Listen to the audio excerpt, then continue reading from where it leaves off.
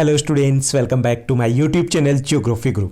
आज के इस एपिसोड में हम डिस्कस करने वाले हैं क्लास 10th एसएसटी सामाजिक विज्ञान की वर्कशीट नंबर 74 यानी कार्यपत्रक संख्या 74 को। आज की वर्कशीट में हमारा चैप्टर रहेगा इकोनॉमिक्स अर्थशास्त्र का 4th चैप्टर वैश्वीकरण तथा भारतीय अर्थव्यवस्था। आज की वर्कशीट की सबसे अच्छी बात यह है कि इस चैप्टर से रिलेटेड जितने भी मोस्ट इंपॉर्टेंट क्वेश्चंस बनते हैं वो सभी इस वर्कशीट में इंक्लूड किए गए हैं, यानी ये वर्कशीट आपके बोर्ड एग्जामिनेशन के लिए काफ़ी इंपॉर्टेंट रहने वाली है। तो चलिए शुरुआत करते हैं हम आज की इस वर्कशीट की। जैसा कि आप अपनी स्क्रीन के ऊपर देख पा रहे हैं, ये हमारी वर्कशीट नंबर 74 यानी कार्यपत्रक संख्या 74 रहेगा। हमारा सब्जेक्ट एसएसटी सामाजिक विज्ञान है, जिसमें हम अर्थशास्त्र इकोनॉमिक्स का 4th चैप्टर वैश्वीकरण और भारतीय अर्थव्यवस्था है, इसको पढ़ने और समझने वाले हैं। आज की दिनांक रहेगी 19 जनवरी 2021। इस वर्कशीट में टोटल 10+4 क्वेश्चंस दिए गए, यानी कि 10 शॉर्ट और लॉन्ग आंसर टाइप क्वेश्चन रहेंगे और 1 जो क्वेश्चन है हमारा 11th जो क्वेश्चन है वो रहेगा सोर्स बेस्ड क्वेश्चन, स्रोत आधारित प्रश्न। इस बार के आपके एग्जामिनेशन में एक क्वेश्चन आपका स्रोत आधारित भी रहना है। जो इसमें अनुच्छेद दिया गया ये आपको अच्छे से पढ़ना है। हालांकि हम जो long answer type question discuss करेंगे उसमें ऑलरेडी ये सभी कंसेप्ट डिस्कस करने वाले हैं। तो चलिए शुरुआत करते हैं फर्स्ट क्वेश्चन के साथ। जो हमारा पहला प्रश्न दिया गया है वो दिया गया वैश्वीकरण से आप क्या समझते हैं। वैश्वीकरण 2 शब्दों से मिलकर बना है, विश्व जमा एकीकरण। विश्व के एक होने की प्रक्रिया को ही वैश्वीकरण कहते हैं। वैश्वीकरण के कारण क्या हुआ है कि विभिन्न देशों के बाजार है वो आपस में जुड़ गए हैं, पूरा विश्व एक गांव की तरह हो गया है। जैसे अमेजन, फ्लिपकार्ट या हम इस प्रकार की ईबे वगैरह काफ़ी सारी वेबसाइट्स है जहां पर हम किसी भी देश का कोई भी प्रोडक्ट है वो खरीद सकते हैं।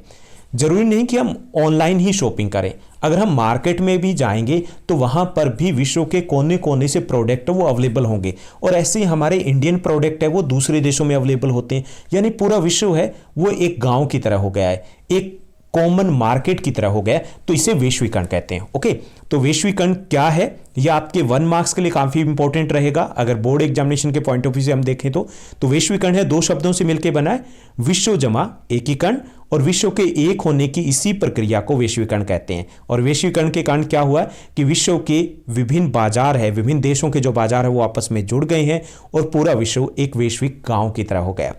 उसके बाद सेकंड क्वेश्चन की बात करेंगे हम। सेकंड क्वेश्चन है जो इंपॉर्टेंट या मोस्ट इंपॉर्टेंट क्वेश्चंस में से एक है, जो आपके बोर्ड एग्जामिनेशन में रहने की पॉसिबिलिटीज अच्छी खासी रहेगी। क्वेश्चन है हमारा विश्व व्यापार संगठन क्या है, इसके क्या कार्य है और इसकी कमियां क्या क्या, यह हमें बताना है।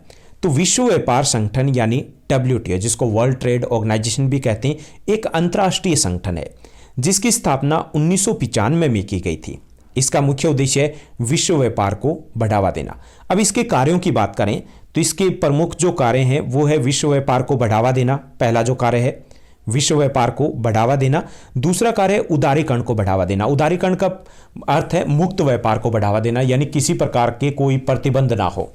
तीसरा इसका कार्य है विश्व व्यापार के नियम निश्चित करना, यानी अंतर्राष्ट्रीय व्यापार है उसके लिए नियम जो निश्चित किए जाते हैं वो WTO ही करता है, विश्व व्यापार संगठन ही करता है। और चौथा प्रमुख कार्य है व्यापारिक झगड़ों का निपटारा करना। अगर व्यापारिक झगड़े होते हैं विभिन्न देशों के बीच में तो उसका निपटारा करना भी विश्व व्यापार संगठन का प्रमुख कार्य है। अब कमियां की बात करनी है, हमें कमियां भी बतानी है। तो प्रमुख कमियां यह है कि विश्व व्यापार संगठन की भूमिका निष्पक्ष नहीं है। विश्व व्यापार संगठन विकसित देशों के पक्ष में पक्षपात करता रहा है, यानी उसके जो नियम है वो हमेशा से ही विवाद का विषय रहे। उन नियमों से लाभ जो विकसित देश है उनको अधिक होता है, जबकि जो अविकसित या विकासशील देश है उनको हमेशा नुकसान उठाना पड़ता है। तो ये इसकी कमियां हैं जिसके कारण विश्व व्यापार संगठन की आलोचना भी की जाती है। उसके बाद हम नेक्स्ट क्वेश्चन की तरफ बढ़ेंगे। हमारा जो तीसरा प्रश्न है ये इस चैप्टर के मोस्ट इंपॉर्टेंट क्वेश्चंस में से एक है, बहुराष्ट्रीय कंपनियां क्या होती है, बहुराष्ट्रीय कंपनियां किस प्रकार उत्पादन पर नियंत्रण स्थापित करती है। तो इसमें बहुराष्ट्रीय कंपनियां ये बताना है और वो अपने व्यापार को कैसे बढ़ाती है या फिर उत्पादन पर नियंत्रण कैसे स्थापित करती है ये भी हमें बताना है। तो पहले कि बहुराष्ट्रीय कंपनियां है क्या, जिनको हम बोलते हैं मल्टीनेशनल कंपनीज, MNCs। ओके, तो वे कंपनियां जो एक से अधिक देशों में व्यापार या उत्पादन करती है उन्हें बहुराष्ट्रीय कंपनियां कहते हैं। ओके, वो कंपनी जो एक से अधिक देशों में अगर व्यापार करी है या उत्पादन करी है तो उसको हम कहेंगे बहुराष्ट्रीय कंपनी, मल्टीनेशनल कंपनी। जैसे पेप्सी, एप्पल, टाटा, सैमसंग, ये सभी क्या है, बहुराष्ट्रीय कंपनियां, ये एक ही देश तक सीमित नहीं है बल्कि बहुत सारी देश हैं जहां पर इनकी उत्पादन इकाई है या फिर जहां पर वो अपने प्रोडक्ट को बेचते हैं, तो इनको बोलेंगे हम बहुराष्ट्रीय कंपनियां। दूसरा हमारा इसका पार्ट रहेगा इस क्वेश्चन का कि नियंत्रण के तरीके, कि ये अपने व्यापार को कैसे बढ़ाती है। तो 3 तरीके अपनाती है। पहला तरीका ये है कि स्थानीय कंपनियों के साथ साझेदारी करके, जैसे कोई लोकल कंपनी है उसके साथ पार्टनरशिप कर लेगी। जैसे हमारे यहाँ पे मारुति सुजुकी कंपनी थी, अब दोनों अलग हो चुकी है। तो मारुति हमारी लोकल कंपनी थी और सुजुकी क्या थी, विदेशी कंपनी थी, पार्टनरशिप कर ली। इसी तरीके से हीरो हमारी जो स्थानीय कंपनी थी और होंडा थी वो विदेशी कंपनी थी, दोनों ने पार्टनरशिप की। तो एक तरीका तो ये होता है कि ये स्थानीय कंपनियों के साथ पार्टनरशिप करते हैं, साझेदारी करते हैं। दूसरा तरीका होता है स्थानीय कंपनियों को खरीद कर। कई बार ऐसा भी होता है कि वो छोटी कंपनियों को या स्थानीय कंपनियों को खरीद लेती है क्योंकि उन्हें जमी जमाई मार्केट मिल जाती है और एक नेटवर्क मिल जाता है। जैसा अभी अगर हम हमारे देश की ही बात करें तो यहाँ पे इजी डे आपने आसपास देखा होगा किसी भी कॉलोनी में, तो इजी डे उसको बिग बाजार ने खरीद लिया, रिलायंस ग्रुप ने खरीद लिया। तो ये भी एक तरीका अपनाती है, जो बड़ी कंपनी है वो छोटी कंपनियों को खरीद करके अपने व्यापार को बढ़ाती है। तीसरा तरीका ये होता है कि स्थानीय कंपनियों को उत्पादन का ऑर्डर दे करके वो ऑर्डर देती है। जैसे बड़ी बड़ी कंपनियां हैं, कपड़े की कंपनियां हैं जो कपड़ा बनाती है, ओके, गारमेंट्स की जो कंपनी है या फिर स्पोर्ट्स के आइटम्स की कंपनी है, वो ऑर्डर दे देती है कि हमें इस टाइप का प्रोडक्ट चाहिए, क्वालिटी ये होनी चाहिए। उसके बाद अपना ठप्पा लगा देती है और अपने नाम से उसको बेचती है। तो ये 3 तरीके होते हैं जिस तरीके से वो उत्पादन को नियंत्रित करती है। उसके बाद 4th क्वेश्चन रहेगा इस वर्कशीट का, निवेश क्या है और विदेशी निवेश से किस प्रकार भिन्न है। तो पहले हमें निवेश को समझना है कि निवेश, जिसको हम इंग्लिश में इन्वेस्टमेंट कहेंगे, निवेश का अर्थ है लाभ कमाने के उद्देश्य से पूंजी लगाना। जैसे हमें अपना व्यापार करना है तो हमने जमीन खरीदी, जमीन नहीं खरीदी तो हमने दुकान किराए पे ली, ओके, हमने फर्नीचर खरीदा, मशीनें खरीदी, तो इसमें जो पूंजी लगाई उसे कहेंगे निवेश कर दिया, हमने इन्वेस्टमेंट कर दिया वहां पर, ओके। और विदेशी निवेश क्या है, जब कोई बहुराष्ट्रीय कंपनी निवेश करती है तो उसे हम बोलते हैं विदेशी निवेश, ओके। तो निवेश जो हम निवेश करें, इन्वेस्टमेंट करें, वो तो निवेश कहलाएगा। जब कोई विदेशी कंपनी है, बहुराष्ट्रीय कंपनी है, वो निवेश करेगी, वहां पैसा लगाएगी, पूंजी लगाएगी, तो उसे हम बोलेंगे विदेशी निवेश। उसके बाद 5th क्वेश्चन है हमारा। 5th क्वेश्चन है कि व्यापार व निवेश पर कई देश व्यापार अवरोधक क्यों लगाते हैं, कई देश व्यापार अवरोधकों का प्रयोग करते हैं। पहले तो हमें यह समझना जरूरी है कि व्यापार अवरोधक क्या होते हैं। कि व्यापार को नियंत्रण करने के लिए कई बार जो देश है, सरकार है, वो आयात शुल्क बढ़ा देती है या कोटा फिक्स कर देती है कि इतने से ज़्यादा सामान नहीं आएगा, या शुल्क बढ़ा दिया। तो ये होते हैं व्यापार अवरोधक, यानी कि व्यापार अवरोधक, ट्रेड बैरियर्स इंग्लिश में बोलेंगे, ओके। तो ये व्यापार अवरोधक क्यों लगाए जाते हैं कुछ देशों में, ये हमें बताना है। तो पहला है कि व्यापार को नियंत्रित करने के लिए, व्यापार है किसी देश को अगर कम करना है, ज़्यादा करना है, उसको नियंत्रित करना है, कंट्रोल करना है, तो उसके लिए व्यापार अवरोधकों का प्रयोग किया जाता है। दूसरा, स्थानीय व्यापार तथा कंपनियों के संरक्षण के लिए। कई बार ये होता है कि स्थानीय व्यापार है, अगर उसको घाटे का सौदा हो रहा है उसके कारण, या फिर कंपनियां है वो लॉस में जा रही है, तो सरकार व्यापार अवरोधक लगा देती है ताकि उन कंपनियों को फायदा हो सके। तीसरा तरीका होता है देश के संतुलित विकास के लिए। कई बार ये होता है कि जो विदेशी व्यापार होता है वो देश के अर्थव्यवस्था के लिए नुकसानदायक सिद्ध होने लगता है। तो देश के संतुलित विकास के लिए, कि सही तरीके से विकास हो, देश की कंपनियां वो भी आगे बढ़ पाए, तो इसके लिए व्यापार अवरोधक लगा दिए जाते हैं। चौथा, कि स्थानीय उद्योगों के विकास के लिए। कई बार ऐसा भी होता है कि स्थानीय स्तर पर उद्योग हैं, उनको अगर विकसित करना है तो व्यापार अवरोधक लगाने पड़ते हैं कि ताकि उनको कंपटीशन ना मिले, वो थोड़े डेवलप हो जाएं। जब डेवलप होते हैं तो उसके बाद उन व्यापार अवरोधकों को हटा दिया जाता है। तो 4 कारण होते हैं। पहला तो व्यापार को नियंत्रण करने के लिए, दूसरा स्थानीय व्यापार और कंपनियों के संरक्षण के लिए, उनको प्रोटेक्ट करने के लिए, तीसरा देश के संतुलित विकास के लिए, और चौथा स्थानीय उद्योगों के विकास या उनके संरक्षण के लिए। उसके बाद हमारा छठा प्रश्न रहेगा। छठा प्रश्न है, उत्पादकों में होने वाली प्रतिस्पर्धा किस प्रकार उपभोक्ताओं को फायदा प्रदान करती है, किन्हीं 5 का वर्णन कीजिए। ये इस चैप्टर के मोस्ट इंपॉर्टेंट क्वेश्चंस में से एक है। यानी यहां पर दूसरे तरीके से ये प्रश्न कहें तो वैश्वीकरण के लाभ बताइए, यानी एक ही आंसर रहेगा, वैश्वीकरण के लाभ क्या है। जब प्रतिस्पर्धा बढ़ी है तो प्रतिस्पर्धा क्यों बढ़ी है, वैश्वीकरण के कारण बढ़ी है, तो इसके लाभ बताने। तो यह आपके श्योर क्वेश्चन में से एक रहेगा, यानी जितने भी आपके सेट रहेंगे तो एटलीस्ट एक सेट में तो ये क्वेश्चन आपके रहना ही है। वैश्वीकरण के हमें लाभ बताना है। पहला जो लाभ है, पहले ये समझ लीजिए कि वैश्वीकरण से क्या हुआ। वैश्वीकरण के कारण बहुत सारी कंपनियां वो हमारे देश में आई है। जैसे आपके कॉलोनी में एक दुकान थी, उसकी जगह 4 दुकानें आ गई, तो ये क्या है, वैश्वीकरण हो गया। ऐसे हमारे देश में कुछ कंपनियां थी, बहुत सारी कंपनियां आ गई है। तो इससे क्या लाभ हुआ हमें, उपभोक्ता ना हमें क्या लाभ हुआ ये हमें बताना। तो पहला जो लाभ हुआ है, कम कीमत। वैश्वीकरण के कारण होने वाला जो कंपटीशन है उससे उपभोक्ताओं को कम कीमत पर वस्तुएं और सेवाएं उपलब्ध हुई है।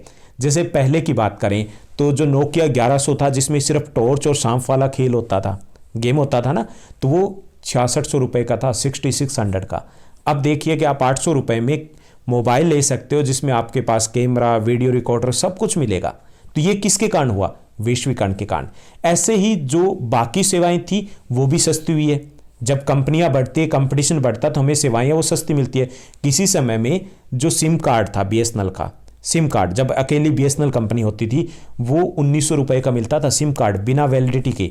6 मंथ की वैलिडिटी के 550 रुपये देने होते थे। कंपटीशन बढ़ा, सिम जो है वो हमें फ्री मिल रही है, डेटा के पैसे हम दे रहे हैं और हमें कॉलिंग फ्री मिल रही है। ओके, तो पहला जो फायदा ये हुआ कि कंपटीशन के कारण हमें वस्तुएं, सेवाएं वो कम कीमत पर उपलब्ध हुई है। दूसरा जो फायदा हुआ है, ज़्यादा विकल्प मिले। पहले विकल्प ही नहीं थे। अगर सेलफोन लाने जाओ तो नोकिया के होते थे या मोटरोला के होते थे। गाड़ियों में एम्बेसडर होता था, टीवी में भी ओनेडा या फिर सलोरा जैसे होते थे। अब मार्केट में जाइए, वहाँ जाके पता चलता है अच्छा भाई ये भी कंपनी है। यानी हमें विकल्प बहुत सारे मिल गए, चॉइसेस मिल गई है, कंफ्यूज हो जाते हैं क्या खरीदें क्या नहीं खरीदें। तीसरा जो फायदा रहा है वैश्वीकरण का, लाभ जो हुआ है इस कंपटीशन का हमें, वो ये कि बेहतर गुणवत्ता। पहले प्रोडक्ट थे, उनकी गुणवत्ता भी इतनी बेहतर नहीं होती थी। आपने कैमरे देखे होंगे पुराने, अगर सेल फोन है अपने पेरेंट्स से पूछोगे, जब खरीदे गए थे 8-8, 10-10 हज़ार रुपए लगाए जाते थे, वो क्वालिटी नहीं होती थी। क्यों? क्योंकि कंपटीशन नहीं था। अब क्या हो रहा है कि बहुत सारी जो कंपनियां आ गई है उसके कारण आपस में कंपटीशन बढ़ा है, तो गुणवत्ता भी बढ़ी है, क्वालिटी बेहतर देनी ही पड़ेगी उन्हें, चाहे वो कॉलिंग की हो, चाहे वो डेटा की क्वालिटी देख लीजिए, चाहे वो किसी भी चीज़ की प्रोडक्ट की क्वालिटी हो, उसमें बेहतरी आई है। चौथा जो फायदा रहा है, बेहतर सेवाएं। वैश्वीकरण के कारण, वैश्वीकरण है उसके कारण सेवाएं है वो बेहतर हुई है। पहले क्या होता था, सेवाएं है वो ठीक से नहीं दी जाती थी। अब ये देखिए, अगर आपने पोर्ट करवाना अपना नंबर, कंपटीशन बढ़ गया, कॉल आएगी आपके पास, 5 मिनट की कॉल होगी, उसमें लगभग 50 बार सर कह के बात करेंगे, बड़े प्यार से बात करेंगे। ऐसे ही आप देखिए कि आपकी मोहल्ले में अगर एक ही दुकान थी उसकी जगह 4 हो गई, तो देखिए कितना फर्क आएगा, सेवाएं बेहतर हो जाएगी। तो यही वैश्वीकरण के कारण हुआ, सर्विस है वो बेटर हुई है। पांचवा जो लाभ हुआ है, रोजगार में वृद्धि हुई है। हमारे लिए रोजगार के अवसर भी बढ़े, अनेक जो विदेश कंपनियां आई अनेकों, उसके कारण रोजगार के अवसरों में बढ़ोतरी हुई है। नोएडा में देखिए जितने भी है, दिल्ली एनसीआर में देखिए बहुत सारी कंपनी है, उनके ऑफिस में लाखों लोग काम करें। क्या वैश्वीकरण नहीं होता तो ऐसा होता? नहीं हो पाता ऐसा कुछ। ओके, तो ये 5 लाभ मिले जो उपभोक्ताओं को मिले वैश्वीकरण के कारण। उसके बाद हम नेक्स्ट क्वेश्चन की बात करेंगे। हमारा जो नेक्स्ट क्वेश्चन है, वैश्वीकरण की प्रक्रिया में सहायक घटकों का वर्णन कीजिए। वैश्वीकरण में सहायक घटक जो रहेंगे, यानी कि वैश्वीकरण में सहायक घटकों का मतलब है कि वैश्वीकरण जो संभव हुआ है, किस कारण संभव हुआ है, कौन से कारक है जिन्होंने सहायता किया कि वैश्वीकरण हो पाया, पूरे विश्व की मार्केट है वो जुड़ पाई है। तो उसमें पहला जो कारक है, बहुराष्ट्रीय कंपनियां। बहुराष्ट्रीय कंपनियां आई, इन्होंने अलग अलग देशों में उत्पादन शुरू किया, इससे मार्केट जुड़ी है। जैसे कुछ कंपनियां हैं जो उत्पादन भारत में कर रही है, उस प्रोडक्ट को बेच अफ्रीका में रही है, अफ्रीकन नेशन में रही है। ओके, मार्केटिंग कहीं और से की जा रही है, उसका प्रमोशन कहीं और हो रहा है। तो ये क्या है?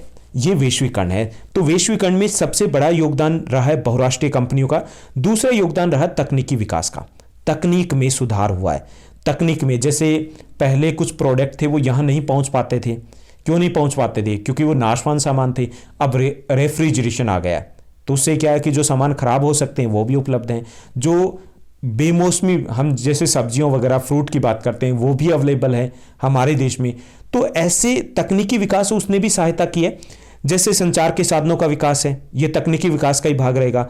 अब देखिए कि व्यापार है यहाँ पर हो रहा है, उसका हिसाब किताब अमेरिका में, या अमेरिका में व्यापार हो उसका हिसाब किताब यहाँ पे रखा जा रहा है। किससे? इंटरनेट के थ्रू। हम सेल परचेजेस हैं कैसे कर सकते हैं? इंटरनेट के थ्रू कर सकते हैं। हिसाब किताब कैसे रख सकते हैं? इंटरनेट के थ्रू रख सकते हैं। कॉल सेंटर कहाँ है? इंटरनेट के थ्रू है, कॉलिंग के थ्रू है।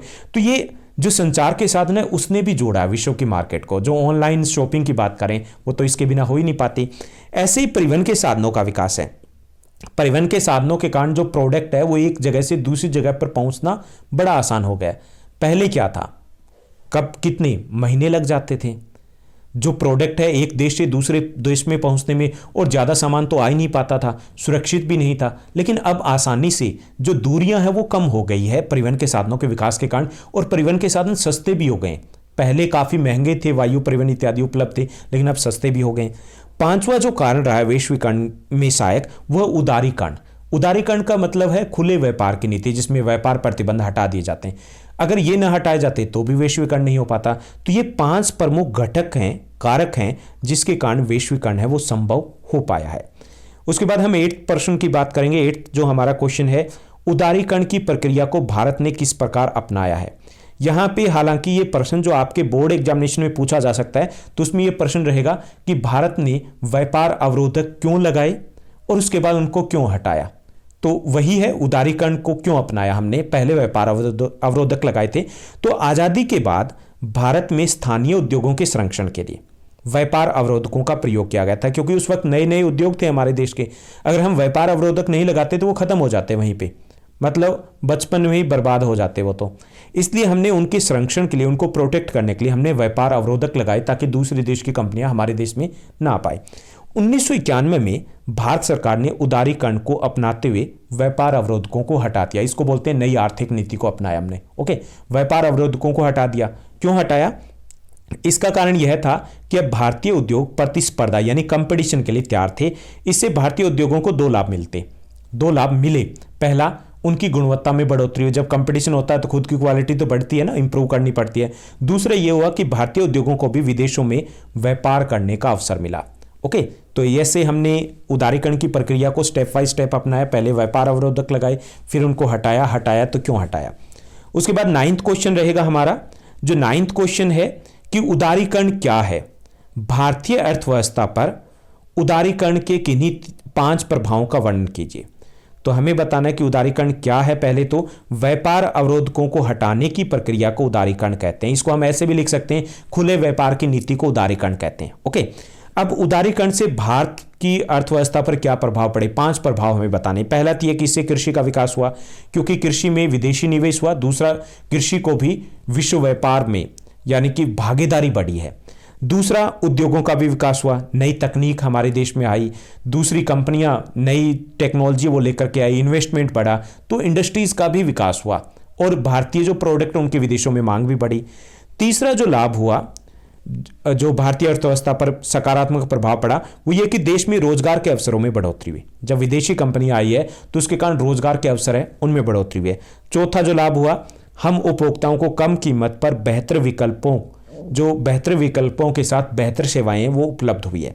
5वां है देश की, यहाँ पे 30 नहीं आएगा, देश की बहुत सी कंपनियों को विदेशों में व्यापार करने का मौका मिला, यानी बहुत सी कंपनियां वो बहुराष्ट्रीय कंपनियों के रूप में उभर कर आई है। तो ये कुछ लाभ मिले हैं उदारीकरण के कारण। वैसे अगर आप कभी कंफ्यूज हो जाओ तो वैश्वीकरण के जो लाभ हैं वो लाभ भी अगर एज इट इज यहां पर लिख देते हो तो भी आपका आंसर है वो सही रहेगा, करेक्ट रहेगा। उसके बाद 10th क्वेश्चन की बात करेंगे। 10th जो क्वेश्चन दिया गया इस वर्कशीट में कि वैश्वीकरण की प्रक्रिया को प्रोत्साहित करने में प्रौद्योगिकी की भूमिका निभाइए, यानी कि तकनीकी की भूमिका क्या है। तो तकनीक की काफ़ी ज़्यादा भूमिका रही है वैश्वीकरण में, ये हमें बताना है कि तकनीकी विकास के कारण बाजार आपस में जुड़ पाए। जैसे इंफॉर्मेशन टेक्नोलॉजी की बात करें तभी तो जुड़ पाए ना, इंटरनेट के थ्रू जुड़ पाए हैं। दूसरा, तकनीकी विकास के कारण दूर स्थित भागों के बीच में व्यापार भी संभव हो पाया, न केवल नियंत्रण करना बल्कि सामान भी आसानी से पहुंच पाया। तीसरा, इससे व्यापार प्रबंधन करना अधिक सरल हुआ, मैनेज करना। अदरवाइज व्यापार, अगर कोई व्यक्ति दिल्ली से मुंबई व्यापार कर रहा था तो उसको कंट्रोल करना मुश्किल था, कंट्रोल में नहीं था, वहां गए तो गए, पता नहीं होता था। अब ये कंट्रोल हो सकता है एक ही जगह से। चौथा, इससे व्यापार के प्रचार प्रसार में भी सहायता मिली, मार्केटिंग बहुत आसानी से हो जाती है। तो ये लाभ हुए हैं टेक्नोलॉजी के वैश्वीकरण में। अब हम नेक्स्ट सेगमेंट की तरफ बढ़ते हैं। नेक्स्ट सेगमेंट में हमें एक सोर्स बेस्ड क्वेश्चन दिया गया है, स्रोत आधारित प्रश्न दिया गया। इसमें हमें पहला जो प्रश्न दिया गया कि वैश्वीकरण को अपने शब्दों में परिभाषित कीजिए। तो विश्व के एकीकरण की प्रक्रिया को वैश्वीकरण कहते हैं। वैश्वीकरण के कारण सभी देशों के बाजार वो आपस में जुड़ गए हैं। तो आप अपने शब्दों में लिख सकते हो विश्व जमा एकीकरण यानी वैश्वीकरण, आप कैसे भी लिख सकते हो, आपको इसके अंक मिलेंगे। सेकंड जो क्वेश्चन दिया गया कि वैश्वीकरण की जो प्रक्रिया है उस प्रक्रिया में बहुराष्ट्रीय कंपनी, जो मल्टीनेशनल कंपनीज है, एमएनसीज है, उनकी भूमिका का वर्णन करना, यानी कि उनकी क्या भूमिका रही है ये हमें बताना है। तो इसमें बहुराष्ट्रीय कंपनियों ने विश्व के विभिन्न बाजारों को जोड़ने और बाजार के विस्तार में महत्वपूर्ण भूमिका निभाई है। तो बहुराष्ट्रीय कंपनियों ने क्या किया, दो काम किए। पहले तो बाजारों को जोड़ा है, दूसरा बाजार का विस्तार भी किया है। एक देश का प्रोडक्ट दूसरे देश तक पहुंच पाया इन्हीं मल्टीनेशनल कंपनीज के कारण। तीसरा जो हमारा क्वेश्चन रहेगा, जो सोर्स बेस्ड क्वेश्चन है उसमें, कि वैश्वीकरण ने, यानी टेक्नोलॉजी ने, तकनीकी ने वैश्वीकरण में किस प्रकार सहायता प्रदान की है। तो तकनीकी की बात करनी है, प्रौद्योगिकी की बात करनी है। तो तकनीक के कारण दूर स्थित भागों में व्यापार संभव हो पाया पहला, तथा व्यापार का प्रबंधन यानी कि उसको मैनेज करना, संभालना भी सुगम, सरल, आसान हो गया है। उसके बाद फोर्थ क्वेश्चन है, जो फोर्थ क्वेश्चन आपका सोर्स बेस्ड दिया गया है, ये क्वेश्चन 3 मार्क्स में लास्ट 10 ईयर्स में सबसे ज्यादा बार रिपीट होने वाला क्वेश्चन है इस चैप्टर में से। न्याय संगत वैश्वीकरण के लिए कुछ उपाय सुझाइए। हालांकि क्योंकि यहां पर ये 1 मार्क्स का क्वेश्चन है तो हम सिर्फ 2 ही सुझावों की बात करेंगे, अदरवाइज आप इसको 3 मार्क्स के अकॉर्डिंग प्रिपेयर कीजिएगा। न्याय संगत वैश्वीकरण के लिए कुछ उपाय सुझाइए। न्याय संगत वैश्वीकरण का अर्थ है कि जो वैश्वीकरण है उससे सभी को लाभ नहीं हो रहा। बड़े कंपनियां उनको लाभ हो रहा है, विकसित देशों को लाभ हो रहा है, जो शहरी उपभोक्ता उनको लाभ हो रहा है, जो मिडिल क्लास है उनको कोई लाभ नहीं हो रहा, श्रमिक का उनको नुकसान हो रहा है, छोटी कंपनियां उनको नुकसान हो रहा है। सबको लाभ कैसे हो, इसके लिए क्या किया जा सकता है। तो पहला है कि श्रम कानूनों को कड़ाई से लागू किया जाए ताकि श्रमिकों का शोषण ना हो। दूसरा है छोटे उद्योगों को संरक्षण प्रदान किया जाए। जो छोटे उद्योग हैं उनको गवर्नमेंट प्रोटेक्ट करे, इस प्रकार की व्यापार नीति लेकर के आए, या फिर जहां पर भी जरूरी हो तो वहां पर व्यापार अवरोधक भी सीमित तौर पर प्रयोग में लाए जा सकते हैं। तो ये थी हमारी आज की काफ़ी इंपॉर्टेंट और थोड़ी लेंथी वर्कशीट। ये चैप्टर हमने डिटेल में भी डिस्कस कर लिया, जिसका लिंक डिस्क्रिप्शन बॉक्स में दिया गया, तो आप उस चैप्टर को वहां से भी कवर कर सकते हो ताकि आपके कंसेप्ट और बेहतर तरीके से आप क्लियर कर सको। आप मुझे इंस्टाग्राम पर ज्वाइन कर सकते हो, साथ ही साथ टेलीग्राम के चैनल पर भी ज्वाइन कर सकते हो। वहां पर आपको एक पर्सनल लिंक दे दिया जाएगा ताकि आप अपने पर्सनल डाउट्स हैं, जो आप एग्जाम के प्रिपरेशन कर रहे हो तो काफ़ी सारे डाउट्स होंगे, वो डाउट्स ले पाओगे। अगर ये वीडियो अच्छी लगी, समझ में आई, तो इस वीडियो को लाइक और शेयर करना मत भूलिएगा। Thank you, bye bye, have a nice day.